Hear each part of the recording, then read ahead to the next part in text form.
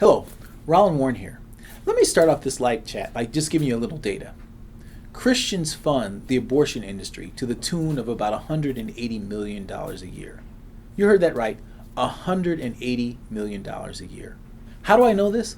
Well, Parenthood did a national survey of women who'd had abortions, and we found that 36% of women who've had abortions were attending church regularly at the time of their abortion. There are over 1 million abortions a year, and they cost about $500 each. So, using 1 million abortions, 360,000 abortions from Christian women times $500 equals $180 million.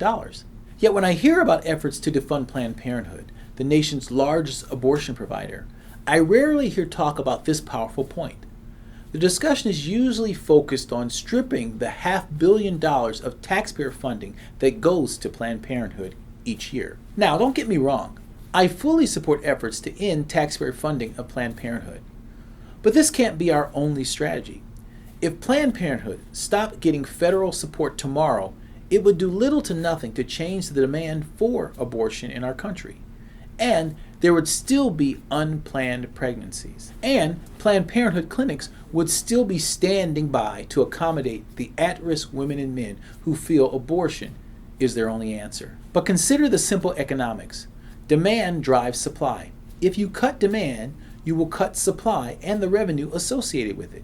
And this revenue, especially when it's coming from Christians, is something that we can impact now. Regardless of who's president or who has the majority of Congress or the leanings of the members of the Supreme Court. While much media attention has been placed on the failed legislation to defund Planned Parenthood, little attention has been given to what has proven to be the most successful campaign to deny abortion providers funding, changing the hearts and minds of women and men considering abortion. Consider this. During the last 8 years, CareNet-affiliated pregnancy centers have saved more than 531,000 unborn lives. At approximately $500 per abortion, this works out to about $265 million in lost revenue for the abortion industry. No wonder Planned Parenthood and their allies work so hard to attack pregnancy centers. The abortion industry recognizes the threat centers pose to their bottom line. When women and men are empowered to choose life for their unborn children, they don't walk into an abortion clinic. Indeed, less demand equals less revenue. Legislative measures alone, especially in the current political environment, probably will not be the quickest way of shuttering Planned Parenthood clinics and ending abortion. But changing the hearts and minds of those choosing abortion in the first place, especially in the church, can dramatically turn the tide in a twinkling of an eye. And we have the power to do this.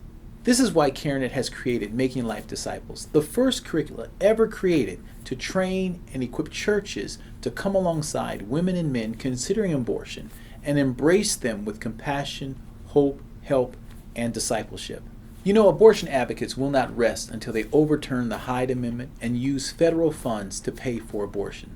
Such legislative efforts must be opposed vigorously and constantly.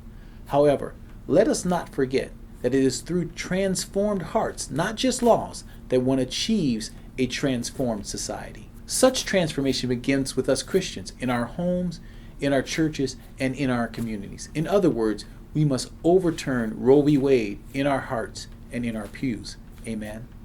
Until next time, may God bless you daily as you serve Him faithfully.